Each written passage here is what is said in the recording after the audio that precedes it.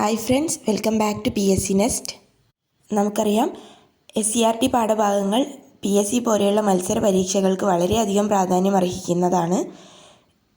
പുതിയ SCERTയിലെ പാഠഭാഗങ്ങളാണ് നമ്മൾ ഈ സീരീസിലൂടെ നോക്കാൻ പോകുന്നത്. ഇന്ന് നമ്മൾ 6ാം ക്ലാസ്സിലെ ഒന്നാമത്തെ പാഠഭാഗമായ ആഹാരത്തിലൂടെ ആരോഗ്യം എന്നതാണ് നോക്കുന്നത്. വൈകാതെ നമുക്ക് വീഡിയോയിലേക്ക് പോകാം. ഈ അധ്യായത്തിൽ നമുക്ക് പോഷകങ്ങളെക്കുറിച്ചാണ് പഠിക്കാനുള്ളത്. പോഷക ഘടകങ്ങളായ കാർബോഹൈഡ്രേറ്റുകൾ, പ്രോട്ടീനുകൾ, കൊഴുപ്പുകൾ, വൈറ്റമിൻസ്, ധാതുക്കൾ ഇവയെക്കുറിച്ചെല്ലാം ഈ യൂണിറ്റിൽ പഠിക്കാനുണ്ട്. പിന്നെ ഇവയുടെ കുറവ് മൂലമുണ്ടാകുന്ന അപര്യാപ്തത രോഗങ്ങളെക്കുറിച്ചും ഈ യൂണിറ്റിൽ ചർച്ച ചെയ്യുന്നുണ്ട്. നമുക്ക് പാഠഭാഗം വിശദമായി പരിശോധിക്കാം. പാഠഭാഗം തുടങ്ങുന്ന സമയത്ത് തന്നെ ഒരമ്മയും മകളും ഡോക്ടറെ കാണാൻ വേണ്ടിയിട്ട് പോയ ഒരു കാർട്ടൂണാണ് നമുക്ക് കാണാൻ സാധിക്കുന്നത്. ഇതിൽ അമ്മ പറയുന്നത് മകൾക്ക് ഭാരക്കുറവുണ്ടോ എന്നുള്ള സംശയമുണ്ട് എന്നുള്ള കാര്യമാണ്.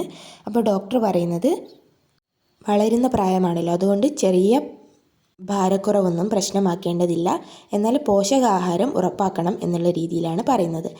ഈ കോൺവെർസേഷനിലൂടെയാണ് നമ്മൾ പാഠഭാഗത്തിലേക്ക് കടക്കുന്നത്. PSC പോയിൻ്റ് ഓഫ് വ്യൂവിലാണ് നമ്മൾ ഈ പാഠഭാഗം ചർച്ച ചെയ്യുന്നത്. അതിനാൽ നമുക്ക് ഫസ്റ്റ് ഇതിൽ വരുന്നത് ഭക്ഷ്യവസ്തുക്കളെ എങ്ങനെയെല്ലാം തരംതിരിക്കാം എന്നുള്ള രീതിയിലാണ്. ഭക്ഷ്യവസ്തുക്കളെ എങ്ങനെയെല്ലാം തരംതിരിക്കാം എന്നുള്ളതിന് ചിത്രങ്ങൾ നൽകിയിട്ടുണ്ട്. അതിലെങ്ങനെയൊക്കെയാണ് ധാന്യങ്ങൾ, പിന്നെ ഉള്ള ചിത്രം പഴങ്ങളുടേതാണ്, പിന്നെ ഉള്ളത് പച്ചക്കറികൾ, അത് കഴിഞ്ഞിട്ട് പയറുവർഗ്ഗങ്ങൾ, പിന്നെ ലാസ്റ്റ് ഉള്ളത് ഇലക്കറികൾ. ഇത്രയുമാണ് ഭക്ഷ്യവസ്തുക്കളെ തരംതിരിക്കുന്നത്. പിന്നീട് കുട്ടികൾക്കായുള്ള പ്രവർത്തനമാണ്. അവർ പ്രഭാത ഭക്ഷണമായും ഉച്ചഭക്ഷണമായും രാത്രി ഭക്ഷണമായും കഴിക്കുന്ന ആഹാര പദാർത്ഥങ്ങളെ ചാർട്ട് ചെയ്യാനാണ് പറയുന്നത്. അത് നമുക്ക് ആവശ്യമില്ല. പിന്നീട് നമുക്ക് വീണ്ടും ഒരു കാർട്ടൂൺ കാണാൻ സാധിക്കും. ഇവിടെ 3 കുട്ടികൾ അവർക്ക് ഇഷ്ടമുള്ള ആഹാര പദാർത്ഥങ്ങൾ എന്താണെന്നാണ് പറയുന്നത്. എന്നാൽ ഇതിനടിയിലുള്ളൊരു ക്വസ്റ്റ്യൻ ഉണ്ട്. 3 പേരും പറഞ്ഞത് ശ്രദ്ധിച്ചില്ലേ? ഈ 3 പേരുടെയും വളർച്ചയ്ക്കും ആരോഗ്യത്തിനും ഇവർക്ക് ഇഷ്ടമുള്ള ഭക്ഷണ പദാർത്ഥം മാത്രം മതിയാകുമോ? നിങ്ങളുടെ അഭിപ്രായം എഴുതൂ എന്നുള്ളതാണ്. ആരോഗ്യത്തിനും വളർച്ചയ്ക്കും എന്ത് മതിയാവില്ല?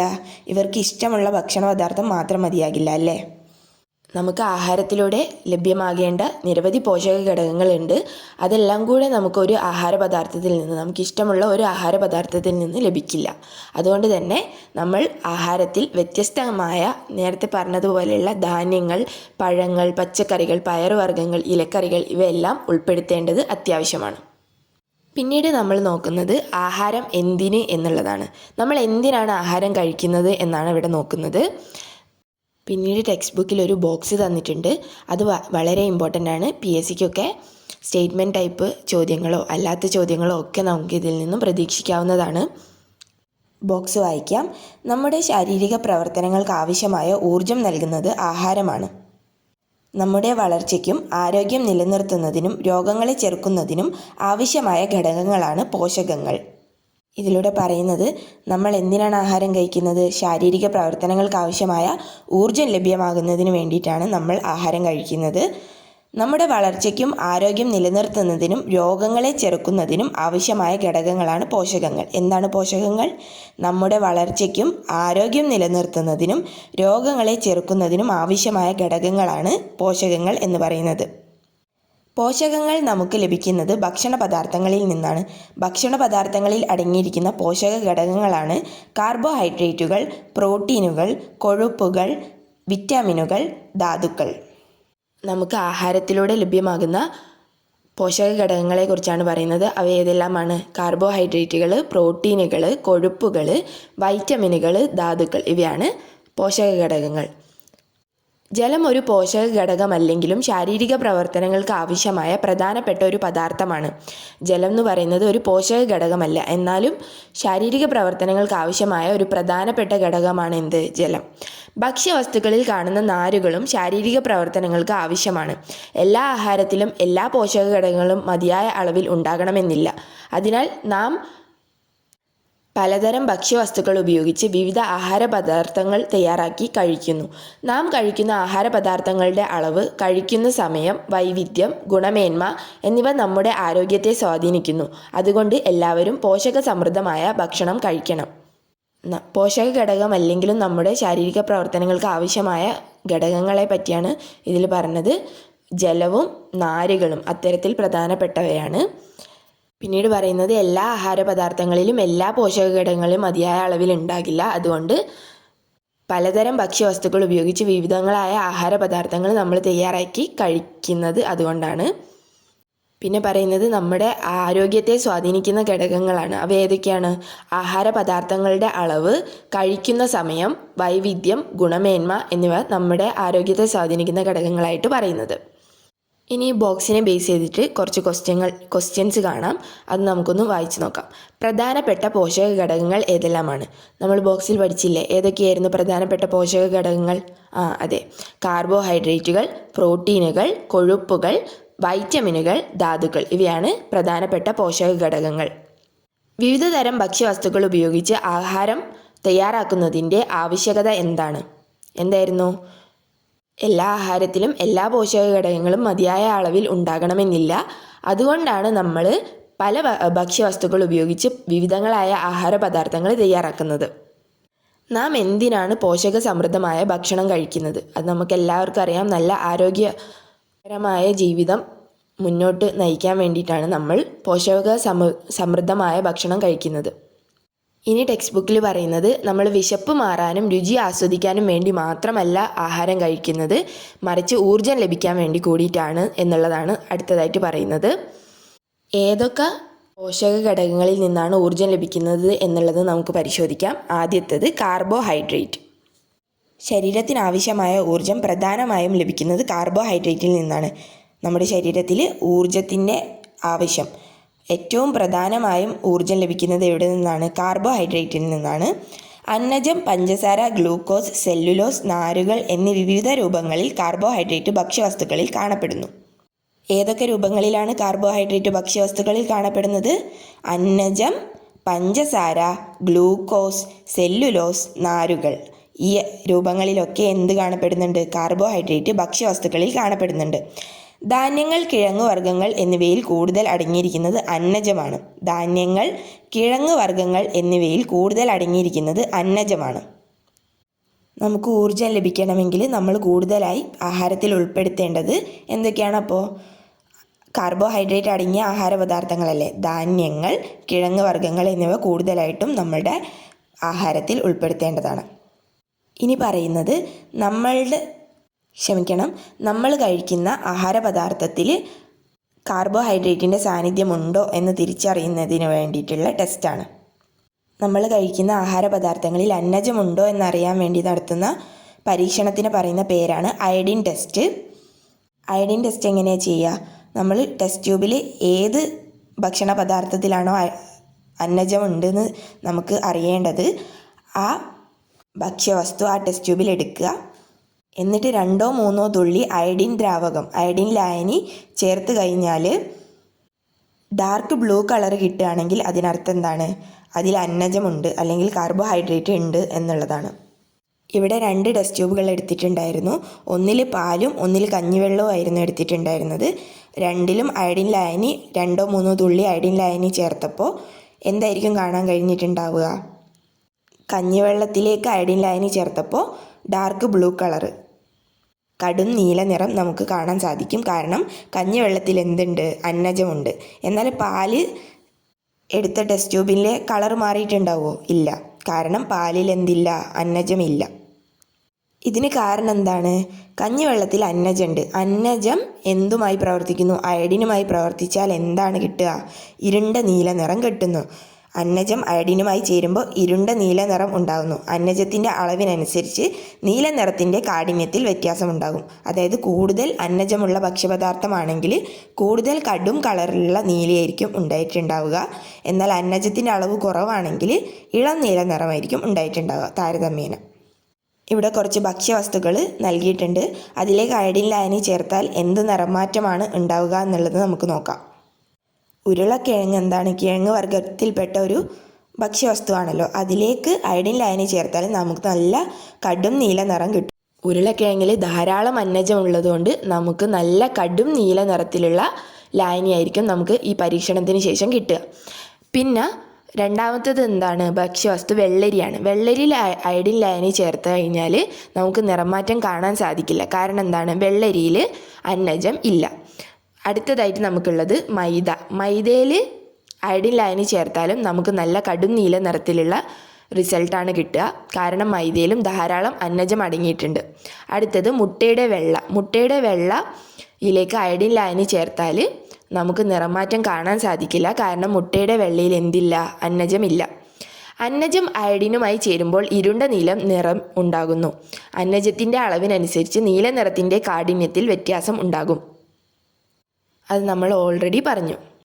ഇനി നമുക്ക് നോക്കാനുള്ളത് ചെറുധാന്യങ്ങൾ അല്ലെങ്കിൽ മില്ലറ്റ്സിനെ പറ്റിയിട്ടാണ്. പുല്ലുവർഗത്തിൽപ്പെട്ട വിളകളാണ് ചെറുധാന്യങ്ങൾ അഥവാ മില്ലറ്റുകൾ. പുല്ലുവർഗത്തിൽപ്പെട്ട വിളകളാണ് ചെറുധാന്യങ്ങൾ അഥവാ മില്ലറ്റുകൾ. അരി, ഗോതമ്പ് എന്നിവയെ അപേക്ഷിച്ച് വളരെ ഉയർന്ന തോതിലുള്ള പ്രോട്ടീൻ, വൈറ്റമിൻസ്, ധാതു ലവണങ്ങൾ എന്നിവ ഇവയിലുണ്ട്. പുല്ലുവർഗത്തിൽപ്പെട്ട വിളകളാണ് ചെറുധാന്യങ്ങൾ എന്ന് പറയുന്നത്. നമ്മുടെ അരി, ഗോതമ്പ് എന്നിവയെ അപേക്ഷിച്ച് വളരെ ഉയർന്ന തോതിലുള്ള പ്രോട്ടീൻ, വൈറ്റമിനുകൾ, ധാതു ലവണങ്ങൾ എന്നിവ ഉള്ള സംഭവമാണേത്?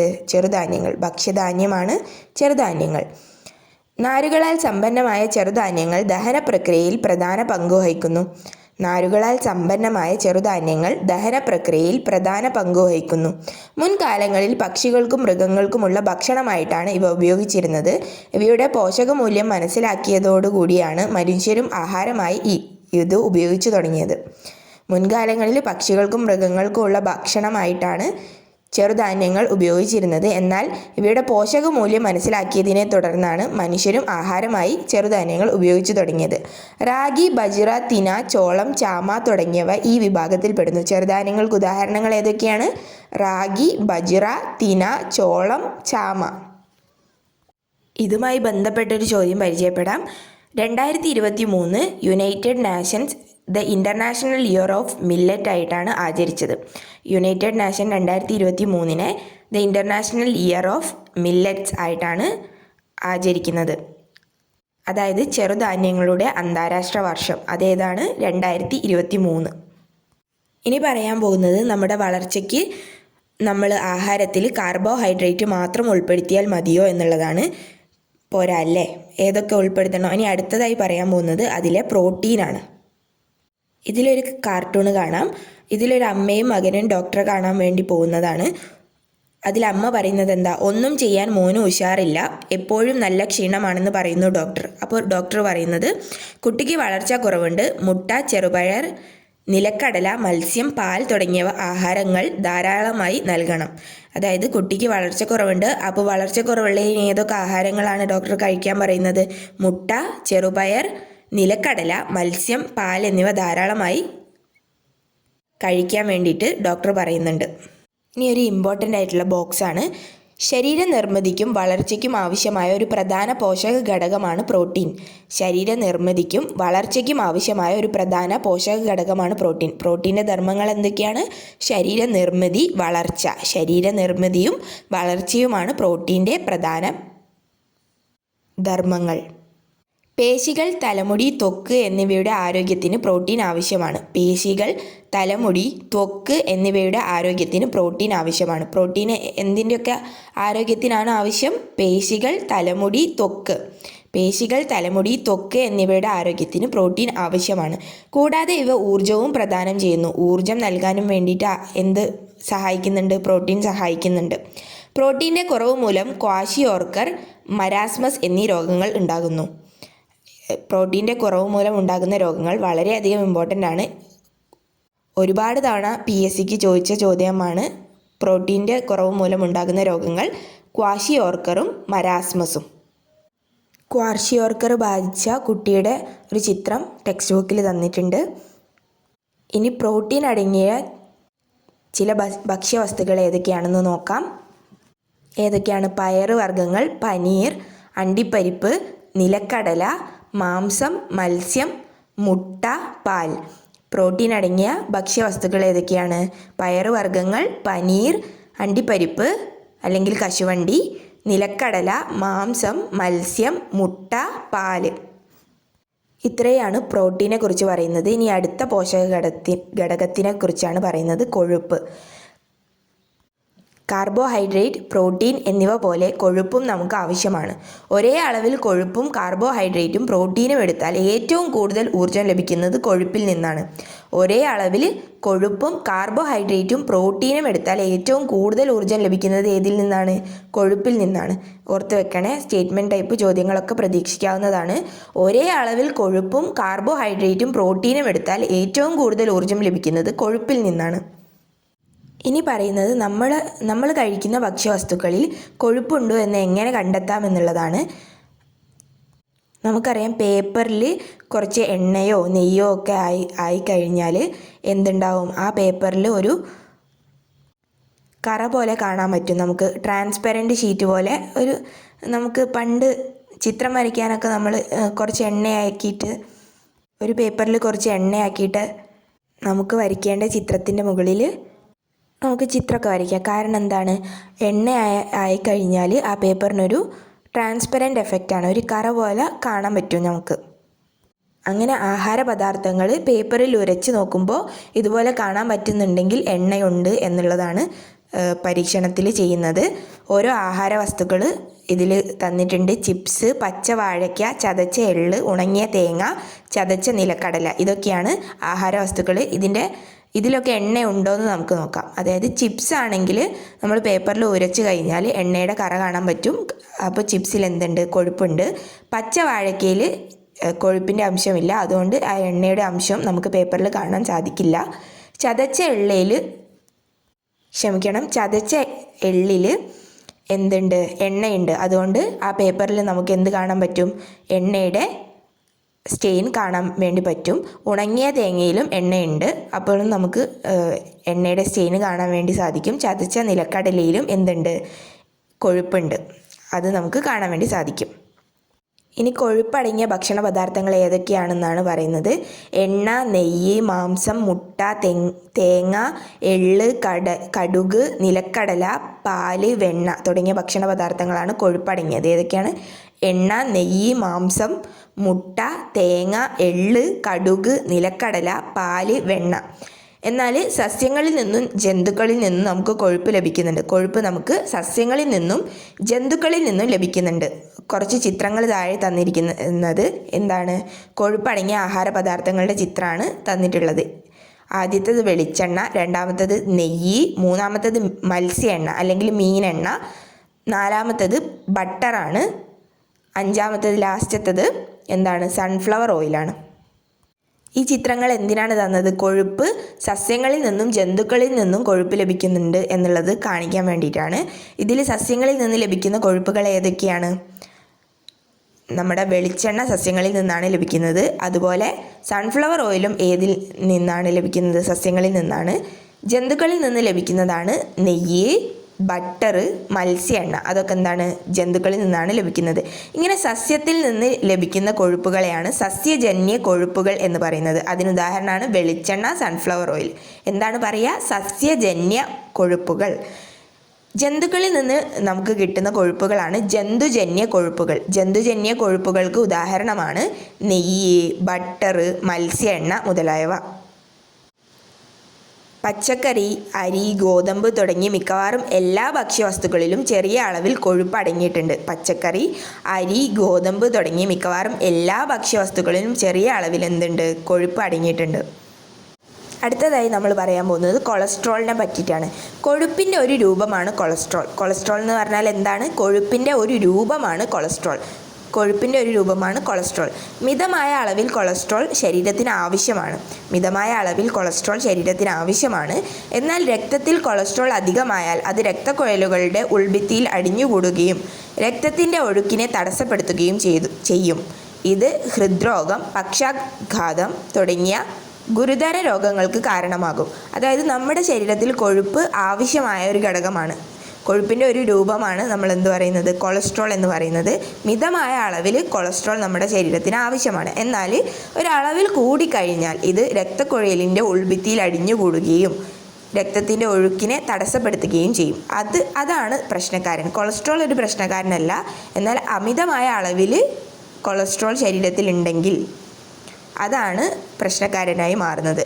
ഇത് ഏതൊക്കെ രോഗങ്ങളിലേക്കാണ് നയിക്കുന്നത്? ഹൃദ്രോഗം, പക്ഷാഘാതം തുടങ്ങിയ ഗുരുതര രോഗങ്ങൾക്ക് കാരണമാകുന്നു എന്നാണ് പറയുന്നത്. അടുത്തത് നമുക്ക് നോക്കാനുള്ളത് വിറ്റാമിനുകൾ, വൈറ്റമിൻസ്. വിറ്റാമിനുകൾ എന്ന് നിങ്ങൾ കേട്ടിട്ടുണ്ടല്ലോ. ശരീരത്തിൻ്റെ വളർച്ചയ്ക്കും ആരോഗ്യത്തിനും ചെറിയ അളവിൽ അത്യാവശ്യമുള്ള പോഷക ഘടകങ്ങളാണ് വൈറ്റാമിനുകൾ. ശരീരത്തിൻ്റെ വളർച്ചയ്ക്കും ആരോഗ്യത്തിനും ചെറിയ അളവിൽ അത്യാവശ്യമുള്ള പോഷക ഘടകങ്ങളാണ് വൈറ്റാമിനുകൾ. എന്തിനൊക്കെയാണ് വൈറ്റാമിൻസ് ആവശ്യം? ശരീരത്തിൻ്റെ വളർച്ചയ്ക്കും ആരോഗ്യത്തിനുമാണ്. ഇവിടെ ഒരു കാർട്ടൂൺ നൽകിയിട്ടുണ്ട്. ഒരു അച്ഛനും മകനും ഡോക്ടറെ കാണുന്നതാണ് നമുക്ക് കാർട്ടൂണിൽ കാണാൻ സാധിക്കുന്നത്. അച്ഛൻ ചോദിക്കുന്നത്, ഡോക്ടർ, എൻ്റെ മകൻ പല്ല് തേക്കുമ്പോഴും കട്ടിയുള്ള ആഹാര സാധനങ്ങൾ ചവയ്ക്കുമ്പോഴും മോണയിൽ നിന്ന് രക്തം വരുന്നു, എന്താണ് കാരണം? അപ്പോൾ ഡോക്ടർ പറയുന്നത്, മോണയിലെ രക്തസ്രാവം വൈറ്റമിൻ്റെ കുറവ് മൂലമാകാം. മോണയിലെ രക്തസ്രാവം എന്തിൻ്റെ കുറവ് മൂലമാണ്? വൈറ്റമിൻ്റെ കുറവ് മൂലമാകാം. മരുന്നിനൊപ്പം വൈറ്റമിൻ സി ധാരാളം അടങ്ങിയ ഭക്ഷണം കൂടി കഴിക്കണം. അതായത് വൈറ്റമിൻ സി അടങ്ങിയ ഭക്ഷണം കഴിക്കാൻ വേണ്ടിയിട്ടാണ് ആര് പറയുന്നത്? ഡോക്ടർ പറയുന്നത്. വൈറ്റമിൻ സിൻ്റെ കുറവ് മൂലമാണ് അപ്പോൾ മോണയിൽ നിന്ന് രക്തസ്രാവം വന്നത് എന്ന് നമുക്ക് ഇതിൽ നിന്ന് മനസ്സിലാവും. അതിൽ ഏറ്റവും ഇമ്പോർട്ടൻ്റ് ആയിട്ട് നമുക്ക് ഓർത്ത് വെക്കേണ്ടത്, മോണയിലെ രക്തസ്രാവം വൈറ്റമിൻ സിൻ്റെ ഡെഫിഷ്യൻസി കാരണമാണ് ഉണ്ടാകുന്നത്, അപര്യാപ്തത മൂലമാണ് ഉണ്ടാകുന്നത്. അത് നമുക്ക് ഇനി പഠിക്കാനുണ്ട്, ജസ്റ്റ് ഒന്ന് ഓർത്ത് വെക്കുക. അപ്പോൾ ഈ കുട്ടി ചോദിക്കുന്നത്, അപ്പോൾ വൈറ്റമിനുകൾ എയും ബിയും ഒക്കെ ഉണ്ടോ ഡോക്ടർ? ഈ സംശയം നിങ്ങൾക്കുമുണ്ടോ? അത് കുട്ടികളോട് ഉള്ള ചോദ്യമാണ്. നമുക്കറിയാം വൈറ്റമിൻസ് എയും ബിയും സിയും ഒക്കെ ഉണ്ട്. അതിനെക്കുറിച്ചൊക്കെ നമുക്ക് പഠിക്കാം. ഇനി നമുക്ക് പഠിക്കാനുള്ളത് വളരെയധികം ഇമ്പോർട്ടൻ്റ് ആയിട്ടുള്ളൊരു ടേബിളാണ്. ഇത് PSCക്ക് വളരെയധികം ഇമ്പോർട്ടൻ്റ് ആണ്. എന്താണ്? വൈറ്റമിൻസും അവയുടെ പ്രാധാന്യം. ഓരോ വൈറ്റമിൻസ് ഏതൊക്കെ വൈറ്റമിൻസ് ആണുള്ളത്? A, B, C, D, E, K. A, B, C, D, E, K. ഇത്രയും വൈറ്റമിൻസ് ആണുള്ളത്. അവയുടെ പ്രാധാന്യവും ഇതാണ് ആ ടേബിളിൽ നൽകിയിട്ടുള്ളത്. വൈറ്റമിൻ എയുടെ പ്രാധാന്യം എന്താണ്? കണ്ണ്, ത്വക്ക്, മുടി എന്നിവയുടെ ആരോഗ്യം. കണ്ണ്, ത്വക്ക്, തലമുടി എന്നിവയുടെ ആരോഗ്യത്തിന് സഹായിക്കുന്ന വൈറ്റമിനാണ് ഇത്, വൈറ്റമിൻ എ. ഇത് ഓർത്ത് വെക്കാൻ വേണ്ടിയിട്ട് ഒരു കോഡ് എന്താണ്? കണ്ണേ എന്നല്ലേ നമ്മൾ പറയുക, കണ്ണേ. അപ്പോൾ അവിടെ ഒരു എ ഉണ്ട്. അപ്പോൾ അത് വെച്ചിട്ട് നമുക്ക് വൈറ്റമിൻ എ ആണ് കണ്ണ്, ത്വക്ക്, തലമുടി എന്നിവയുടെ ആരോഗ്യത്തിന് എന്നുള്ളത് ഓർത്ത് വെക്കാം. അടുത്തത് വൈറ്റമിൻ ബി. വൈറ്റമിൻ ബിയുടെ പ്രാധാന്യം എന്താണ്? തലച്ചോറ്, നാഡികൾ, ഹൃദയം, ത്വക്ക് എന്നിവയുടെ ആരോഗ്യം. വൈറ്റമിൻ ബി തലച്ചോറ്, നാഡികൾ, ഹൃദയം, ത്വക്ക് എന്നിവയുടെ ആരോഗ്യം. നമുക്കറിയാം തലയിൽ നിന്ന് പൊന്നീച്ച പാറി എന്നൊക്കെ പറയുന്നത് കേൾക്കാറില്ലേ? ഇത് നമുക്കൊരു കോഡായിട്ട് ഇവിടെ ഉപയോഗിക്കാം. തലച്ചോറ് വൈറ്റമിൻ ബി. ബി എന്ന് പറഞ്ഞാൽ തേനീച്ചയാണല്ലോ. അപ്പോൾ തലച്ചോറിൽ നിന്ന് പൊന്നീച്ച പാറിയെന്ന് ആലോചിച്ചാൽ നമുക്കിത് കിട്ടും. വൈറ്റമിൻ ബി തലച്ചോറ്, നാഡികൾ, ഹൃദയം, ത്വക്ക് എന്നിവയുടെ ആരോഗ്യത്തിനാണ് വൈറ്റമിൻ ബി. ഇനി വൈറ്റമിൻ സി. വൈറ്റമിൻ സി പല്ല്, മോണ, രക്തക്കുഴലുകൾ എന്നിവയുടെ ആരോഗ്യത്തിനും രോഗപ്രതിരോധ ശേഷിക്കും. വൈറ്റമിൻ സി പല്ല്, മോണ, രക്തക്കുഴലുകൾ എന്നിവയുടെ ആരോഗ്യത്തിനും രോഗപ്രതിരോധ ശേഷിക്കും. ഇത് നമ്മൾ നേരത്തെ ഈ കാർട്ടൂണിൽ കണ്ടിട്ടില്ലേ? വൈറ്റമിൻ സി എന്ന് പറയുന്നത് മോണയിലെ രക്തസ്രാവം, അത് ഓർത്ത് വെച്ചാൽ മതി. പല്ല്, മോണ, രക്തക്കുഴലുകൾ എന്നിവയുടെ ആരോഗ്യത്തിനും രോഗപ്രതിരോധ ശേഷിക്കും വൈറ്റമിൻ സി ആണ്. ഇനി അടുത്ത വൈറ്റമിൻ ഡി.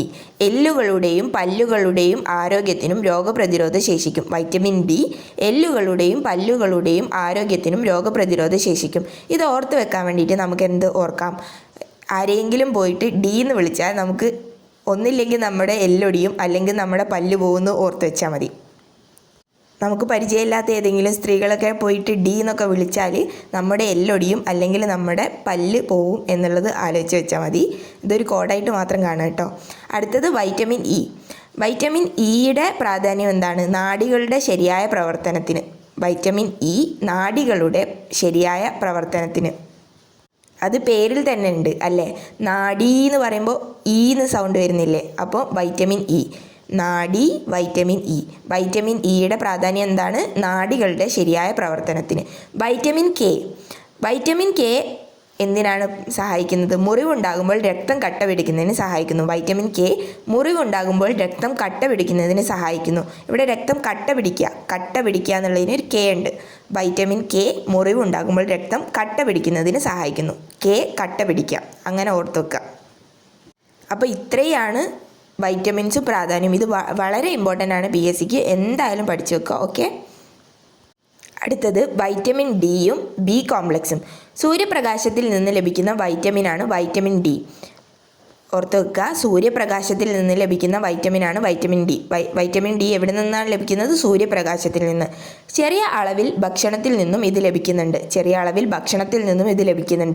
എല്ലുകളുടെയും പല്ലുകളുടെയും ആരോഗ്യത്തിനും രോഗപ്രതിരോധ ശേഷിക്കും ഏറ്റവും ആവശ്യമായ വൈറ്റമിനാണിത്. നമ്മൾ നേരത്തെ പറഞ്ഞു, എല്ലുകളുടെയും പല്ലുകളുടെയും ആരോഗ്യത്തിന് വേണ്ടത് ഏതാണ്? വൈറ്റമിൻ ഡി ആണ്. അതുപോലെ രോഗപ്രതിരോധ ശേഷിക്കും സഹായകമായ വൈറ്റമിനാണ് ഇത്, വൈറ്റമിൻ ഡി. വൈറ്റമിൻ ഡിയുടെ കുറവ് മൂലം കുട്ടികളിൽ എല്ലുകൾ ദുർബലമായോ മൃദുവായോ മാറുന്ന അവസ്ഥയാണ് കണ or rickets.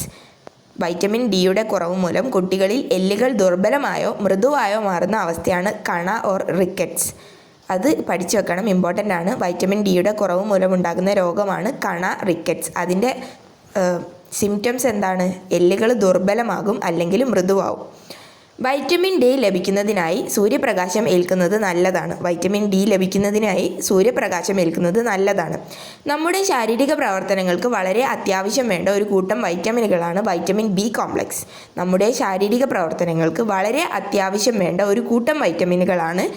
Vitamin B complex. 8 തരം ബി വിറ്റാമിനുകളുടെ കൂട്ടമാണിത്. 8 തരം ബി വിറ്റാമിനുകളുടെ കൂട്ടമാണ് എന്ത്? Vitamin B complex. ആരോഗ്യം നിലനിർത്തുന്നതിന് പിന്നിൽ vitamin B complex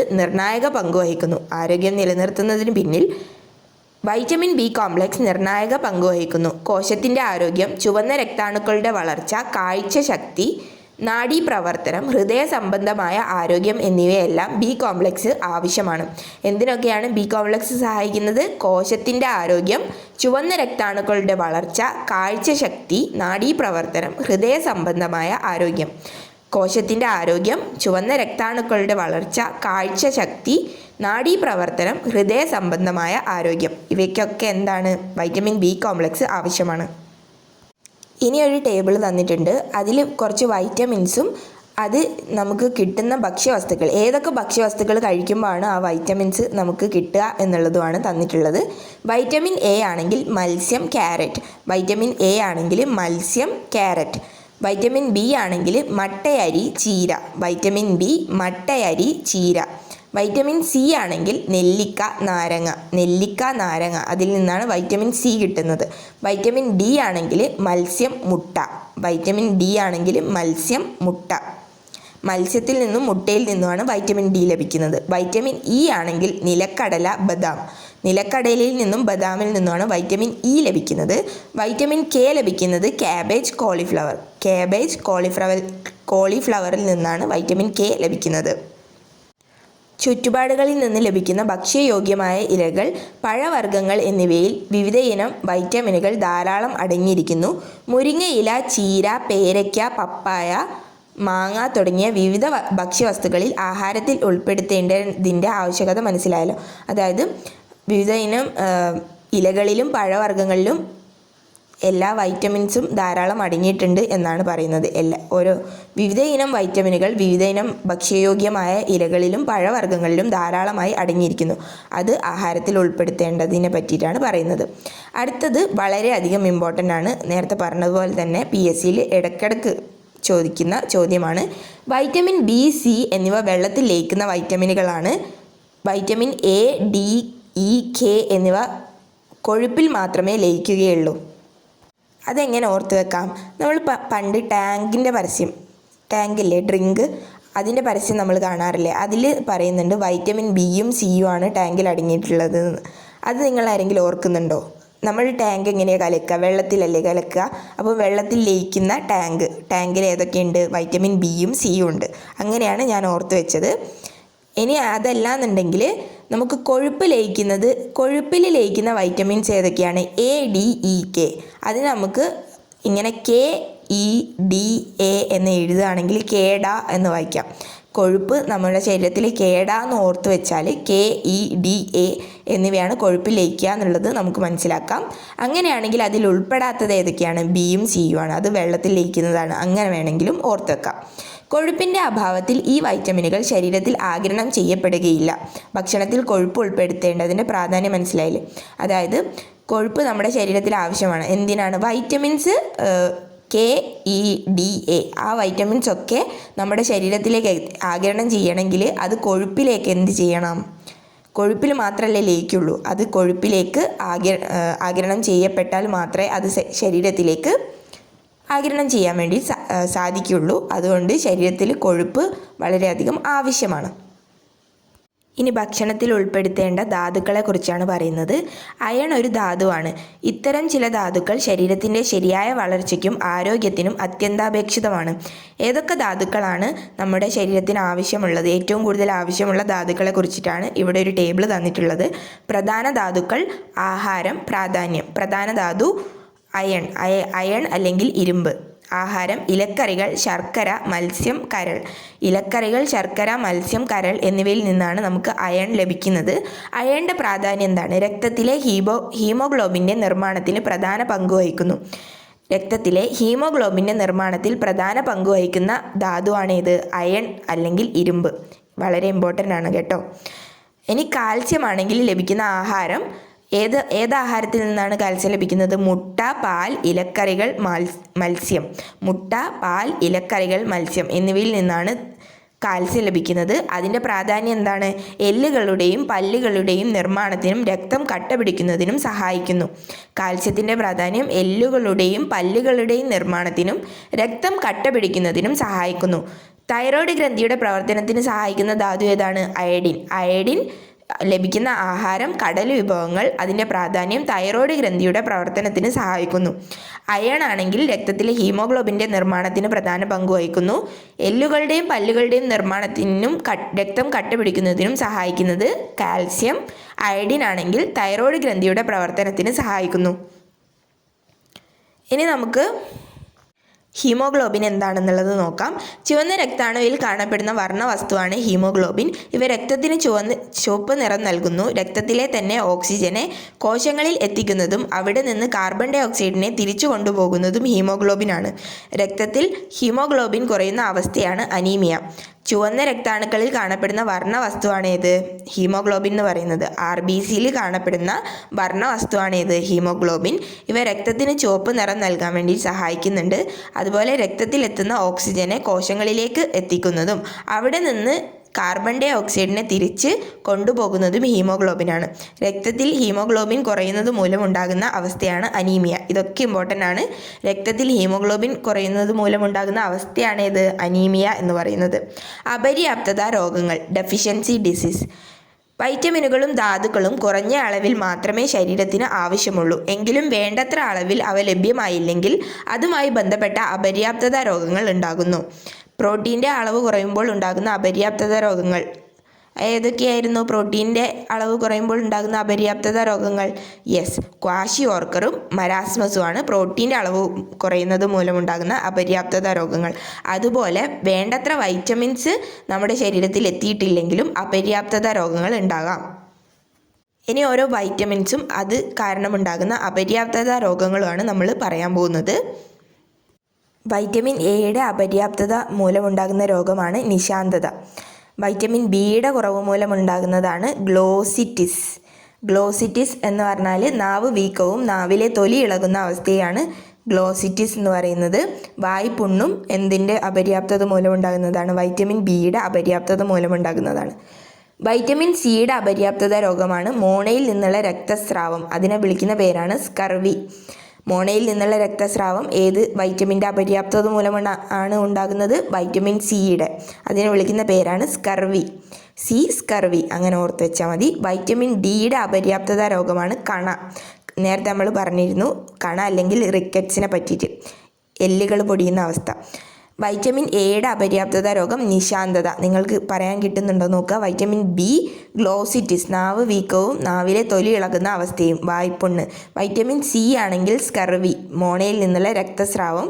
vitamin D ആണെങ്കിൽ കണ. ഇനി നിശാന്തത അല്ലെങ്കിൽ നൈറ്റ് ബ്ലൈൻഡ്നെസ് എന്താണെന്ന് നോക്കാം.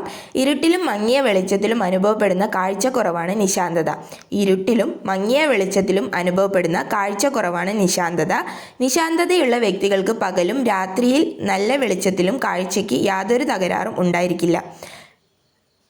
നിശാന്തതയുള്ള വ്യക്തികൾക്ക് പകലും രാത്രിയിൽ നല്ല വെളിച്ചത്തിലും കാഴ്ചയ്ക്ക് യാതൊരു തകരാറും ഉണ്ടായിരിക്കില്ല. ഇരുട്ടിലും മങ്ങിയ വെളിച്ചത്തിലും കാഴ്ച കുറവുള്ള അവസ്ഥയാണ് നിശാന്തത എന്ന് പറയുന്നത്. ഇനി നമുക്ക് പഠിക്കാനുള്ളത് ധാതുക്കളും അവയുടെ അപര്യാപ്തത രോഗങ്ങളുമാണ്.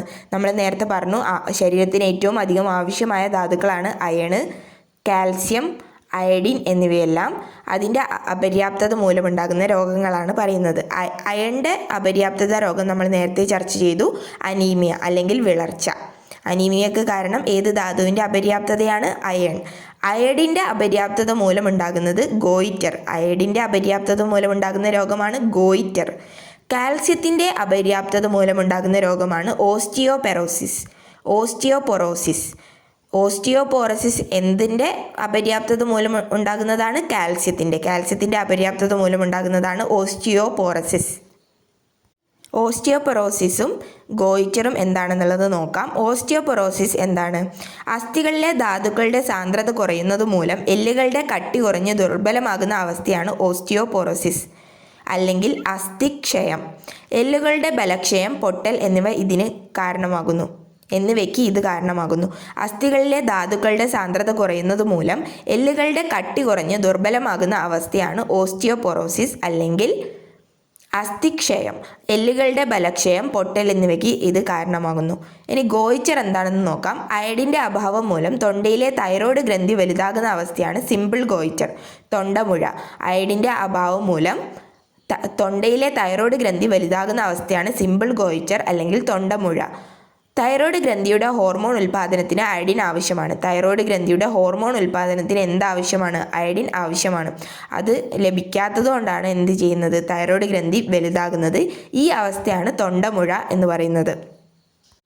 ഇനി നമുക്ക് പഠിക്കാനുള്ളത് പോഷകേതര ഘടകങ്ങളെക്കുറിച്ചാണ്. അതായത് പോഷക ഘടകങ്ങളെ പോലെ തന്നെ മറ്റ് ചില ഘടകങ്ങളും നമ്മുടെ ആരോഗ്യത്തിന് അത്രയും ആവശ്യമാണ്. അവയെക്കുറിച്ചാണ് നമ്മൾ പഠിക്കുന്നത്. അതിലൊന്നാമത്തേതാണ് നാരുകൾ.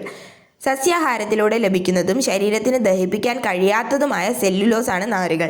സസ്യാഹാരത്തിലൂടെ ലഭിക്കുന്നതും ശരീരത്തിന് ദഹിപ്പിക്കാൻ കഴിയാത്തതുമായ സെല്ലുലോസ് ആണ് നാരുകൾ. സസ്യാഹാരത്തിലൂടെ ലഭിക്കുന്നു, ശരീരത്തിന് ദഹിപ്പിക്കാൻ സാധിക്കില്ല, സെല്ലുലോസ് ആണ് നാരുകൾ.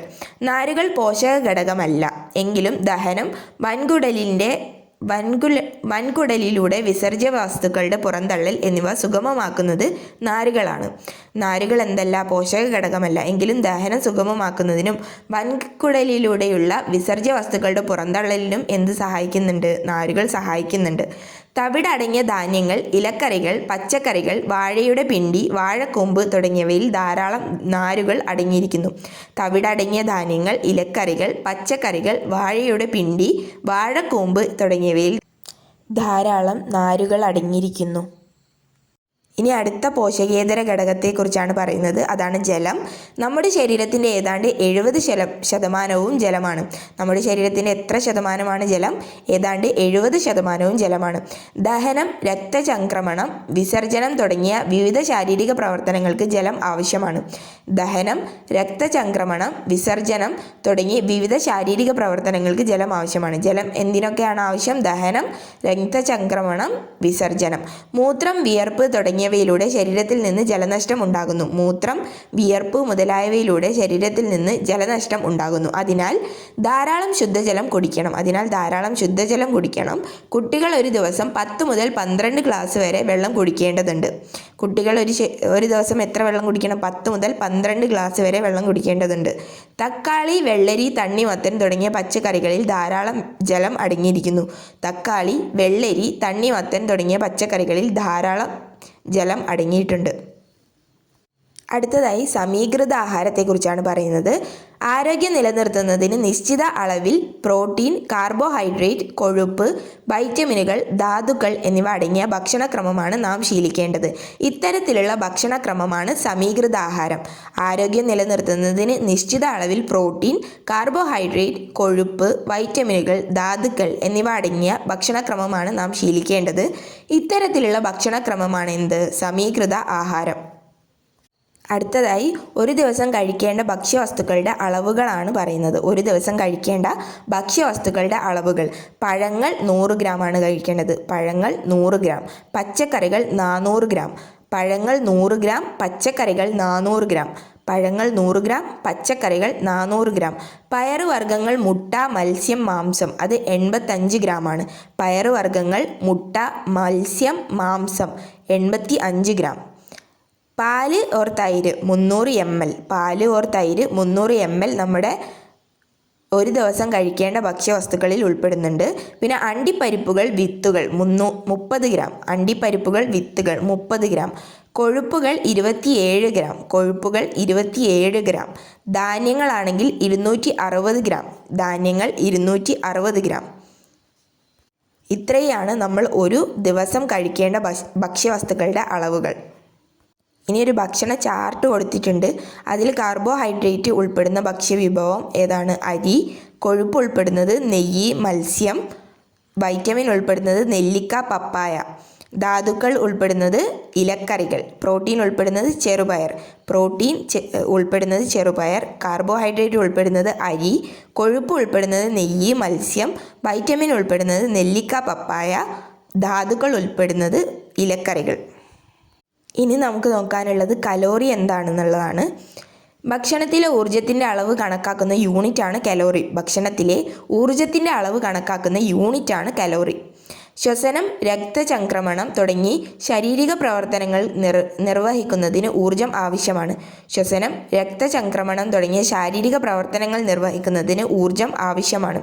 ശാരീരിക അധ്വാനമുള്ള ഒരു പുരുഷന് പ്രതിദിനം ശരാശരി 1900 മുതൽ 2400 കലോറി വരെ ഊർജം ആവശ്യമാണ്. ശാരീരിക അധ്വാനമുള്ള ഒരു പുരുഷന് പ്രതിദിനം ശരാശരി 1900 മുതൽ 2400 കലോറി വരെ ഊർജം ആവശ്യമാണ്. ശാരീരിക അധ്വാനമുള്ള ഒരു സ്ത്രീക്ക് പ്രതിദിനം 1600 മുതൽ 2000 കലോറി വരെ ഊർജം വേണം. ശാരീരിക അധ്വാനമുള്ള ഒരു സ്ത്രീക്ക് വേണ്ടത് 1600 മുതൽ 2000 കലോറി വരെയാണ്. പുരുഷന് വേണ്ടത് 1900 മുതൽ 2400 വരെയാണ്. ഒരു മുതിർന്ന കുട്ടിക്ക് പ്രതിദിനം ശരാശരി 1200 മുതൽ 1400 കലോറി വരെ ഊർജം ആവശ്യമാണ്. ഒരു മുതിർന്ന കുട്ടിക്കാണെങ്കിൽ 1200 മുതൽ 1400 കലോറി വരെ ഊർജം ആവശ്യമാണ്. അധ്വാനിക്കുന്ന പുരുഷനാണെങ്കിൽ 1900 മുതൽ 2400 കലോറി വരെ ഊർജം. സ്ത്രീ ആണെങ്കിൽ 1600 മുതൽ 2000 കലോറി വരെ ഊർജം. ഒരു മുതിർന്ന കുട്ടിയാണെങ്കിൽ 1200 മുതൽ 1400 കലോറി വരെ ഊർജം വേണം. സ്കൂൾ ഉച്ചഭക്ഷണത്തിലൂടെ എത്ര കലോറി ഊർജം ലഭിക്കുന്നുണ്ട്? 750 കലോറി ഊർജം ലഭിക്കുന്നു. സ്കൂൾ ഉച്ചഭക്ഷണത്തിലൂടെ ഏകദേശം 750 കലോറി ഊർജം ലഭിക്കുന്നുണ്ട്. ഇനി പോഷക മൂല്യങ്ങൾ നഷ്ടപ്പെടാതിരിക്കാൻ എന്ത് ചെയ്യാൻ പാടില്ല? പച്ചക്കറി മുറിച്ചതിന് ശേഷം കഴുകാൻ പാടില്ല എന്നുള്ളൊരു പോയിൻ്റാണ് ലാസ്റ്റ് വരുന്നത്. അത്രയേ ഉള്ളൂ. ഈ ചാപ്റ്റർ കഴിഞ്ഞു. ഇനി നമുക്ക് വിലയിരുത്താം ഒന്ന് പരിശോധിക്കാം. പോഷക ഘടകങ്ങളും അവ കൂടുതലായി അടങ്ങിയിരിക്കുന്ന ആഹാര വസ്തുക്കളും തന്നിരിക്കുന്നു. അവ ശരിയായ രീതിയിൽ വരച്ചു യോജിപ്പിക്കുക. പോഷക ഘടകങ്ങളും അവ കൂടുതലായി അടങ്ങിയിരിക്കുന്ന ആഹാര വസ്തുക്കളാണ് തന്നത്. അതിനെ നമ്മൾ കൃത്യമായി വരച്ച് യോജിപ്പിക്കുകയാണ് വേണ്ടത്. കാർബോഹൈഡ്രേറ്റ് ഏറ്റവും കൂടുതൽ അടങ്ങിയിരിക്കുന്ന ആഹാര വസ്തു ഏതാണ്? ധാന്യങ്ങളാണ് അല്ലേ? ധാതുക്കളാണെങ്കിലോ ഇലക്കറികളിലാണ് ധാതുക്കൾ ധാരാളമായി അടങ്ങിയിട്ടുള്ളത്. അത് നമ്മൾ പഠിച്ചു. കൊഴുപ്പാണെങ്കിൽ എണ്ണകളിലാണ്. പ്രോട്ടീൻ ആണെങ്കിൽ പയറുവർഗ്ഗങ്ങളിലും മുട്ടയിലുമാണ്. ഇനി രണ്ടാമത്തെ ചോദ്യം നോക്കാം. അയഡിൻ അടങ്ങിയ ആഹാരം കഴിക്കാത്ത ഒരു വ്യക്തിക്ക് വരാകുന്ന ആരോഗ്യ പ്രശ്നം ഏതാണ്? ഗോയിറ്റർ ആണല്ലേ. അയഡിൻ അടങ്ങിയ ആഹാരം കഴിക്കാത്ത വ്യക്തിക്കാണ് ഗോയിറ്റർ വരുന്നത്.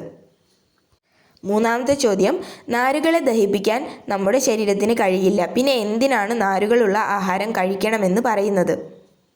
എന്തിനായിരുന്നു? നാരുകളെ നമ്മുടെ ശരീരത്തിന് ദഹിപ്പിക്കാൻ കഴിയില്ലെങ്കിലും നമ്മുടെ ശരീരത്തിൽ നടക്കുന്ന ദഹനം അല്ലെങ്കിൽ വിസർജ്യ വസ്തുക്കളുടെ പുറന്തള്ളൽ എന്നിവ സുഗമമാക്കുന്നതിന് എന്ത് സഹായിക്കുന്നുണ്ട്? നാരുകൾ സഹായിക്കുന്നുണ്ട്. അതുകൊണ്ടാണ് നാരുകൾ ധാരാളമായി നമ്മുടെ ആഹാരത്തിൽ ഉൾപ്പെടുത്തണം എന്ന് പറയുന്നത് അല്ലേ? നിങ്ങൾക്ക് എല്ലാവർക്കും കിട്ടിയില്ലേ ആ ഉത്തരമൊക്കെ? അടുത്ത ചോദ്യത്തിലേക്ക് പോകാം. പല്ലിൻ്റെ ആരോഗ്യത്തിന് ഏത് പോഷക ഘടകമാണ് വേണ്ടത്? ഈ പോഷക ഘടകം നമുക്ക് ഏതൊക്കെ ആഹാര വസ്തുക്കളിൽ നിന്നും ലഭിക്കും? പല്ലിൻ്റെ ആരോഗ്യത്തിന് എന്തൊക്കെയാണ് വേണ്ടത്? വൈറ്റമിൻ സി വേണം അല്ലേ? വൈറ്റമിൻ സിയും വേണം, വൈറ്റമിൻ ഡിയും വേണം. വൈറ്റമിൻ സി നമുക്ക് ലഭിക്കുന്നത് നെല്ലിക്ക, നാരങ്ങ എന്നിവയിൽ നിന്നാണ്. വൈറ്റമിൻ ഡി ലഭിക്കുന്നതോ മത്സ്യം, മുട്ട എന്നിവയിൽ നിന്നാണ്. നമ്മൾ നേരത്തെ കണ്ടു, മത്സ്യം, മുട്ടയിൽ നിന്നാണ് വൈറ്റമിൻ ഡി ലഭിക്കുന്നത്. നെല്ലിക്ക, നാരങ്ങ അവയിൽ നിന്നൊക്കെയാണ് വൈറ്റമിൻ സി ലഭിക്കുന്നത്. അടുത്ത ചോദ്യം, ടീച്ചർ ഇന്ന് അയൺ ഗുളിക തന്നു, പക്ഷേ ഞാനത് കഴിച്ചില്ല. അരുണ പറയുന്നതിനോട് നിങ്ങൾ യോജിക്കുന്നുണ്ടോ? എന്തുകൊണ്ട്? അത് എന്താണ്? അയൺ ഗുളിക തന്നാൽ എന്ത് ചെയ്യണം? കഴിക്കണം. കാരണം നമ്മുടെ ശരീരത്തിൽ ആവശ്യമായൊരു ധാതുവാണ് ഇത് അയൺ. അയൺ എന്തിനായിരുന്നു സഹായിക്കുന്നത്? ഹീമോഗ്ലോബിൻ നിർമ്മാണത്തിന് സഹായിക്കുന്ന ധാതുവാണേത്? ഇരുമ്പ് അല്ലെങ്കിൽ അയൺ എന്ന് പറയുന്നത്. ഹീമോഗ്ലോബിൻ ഉണ്ടെങ്കിലേ നമ്മുടെ ഓക്സിജൻ്റെയും കാർബൺ ഡൈ ഓക്സൈഡിൻ്റെയും ഒക്കെ സംവഹനത്തിന് സഹായിക്കാൻ വേണ്ടി പറ്റുള്ളൂ. അതുകൊണ്ട് അയൺ ആവശ്യമാണ്. അതുകൊണ്ട് അയൺ ഗുളിക കഴിക്കണം അല്ലേ? അടുത്ത ചോദ്യം, വൈറ്റമിനുകളും ധാതുക്കളും നമ്മുടെ ശരീരത്തിന് കുറഞ്ഞ അളവിലല്ലേ ആവശ്യമുള്ളൂ. അതിനാൽ അവ അടങ്ങിയിട്ടുള്ള ഭക്ഷ്യവസ്തുക്കൾ ആഹാരത്തിൽ കുറച്ചു മാത്രം ഉൾപ്പെടുത്തിയാൽ മതി. ഒരു കുട്ടിയുടെ അഭിപ്രായമാണിത്. ഇതിനോട് നിങ്ങൾ യോജിക്കുന്നുണ്ടോ? എന്തുകൊണ്ട്? നമ്മുടെ ശരീരത്തിന് കുറഞ്ഞ അളവിലാണ് വൈറ്റമിനുകളും ധാതുക്കളും വേണ്ടത് എന്ന് നമ്മൾ പറഞ്ഞു. പക്ഷേ എന്ത് ചെയ്യാൻ പാടില്ല? അത് അടങ്ങിയിട്ടുള്ള ഭക്ഷ്യവസ്തുക്കൾ കുറഞ്ഞ അളവിൽ മാത്രം കഴിച്ചാൽ പോരാ. കാരണം അതിൻ്റെ അപര്യാപ്തത ആണെങ്കിൽ വളരെ വലിയ രോഗങ്ങളിലേക്ക് നയിക്കും. അപ്പോൾ നമ്മൾ എന്ത് ചെയ്യണം? ധാരാളം വൈറ്റമിനും ധാതുക്കളും അടങ്ങിയ ഭക്ഷണം നമ്മുടെ ആഹാരത്തിൽ ഉൾപ്പെടുത്തണം. അതാണ് അതിൻ്റെ ഉത്തരം. ഇത്രയുമാണ് 6ാം ക്ലാസ്സിലെ പുതിയ ടെക്സ്റ്റ് ബുക്ക് 1ാമത്തെ പാഠം ആഹാരത്തിലൂടെ ആരോഗ്യം എന്ന പാഠത്തിൽ ഉള്ളത്. പാഠഭാഗം എല്ലാവർക്കും മനസ്സിലായി എന്ന് വിചാരിക്കുന്നു. വീഡിയോ നിങ്ങൾക്ക് ഇഷ്ടമായ ലൈക്ക് ചെയ്യുക. ഇനിയുള്ള SCERT ചാപ്റ്റേഴ്സുകൾ അപ്ലോഡ് ചെയ്യുമ്പോൾ തന്നെ ലഭിക്കാൻ വേണ്ടിയിട്ട് ചാനൽ സബ്സ്ക്രൈബ് ചെയ്യുക. നിങ്ങളുടെ അഭിപ്രായങ്ങളും നിർദ്ദേശങ്ങളും എല്ലാം കമൻറ്റ് ബോക്സിൽ രേഖപ്പെടുത്തുക. Thank you so much.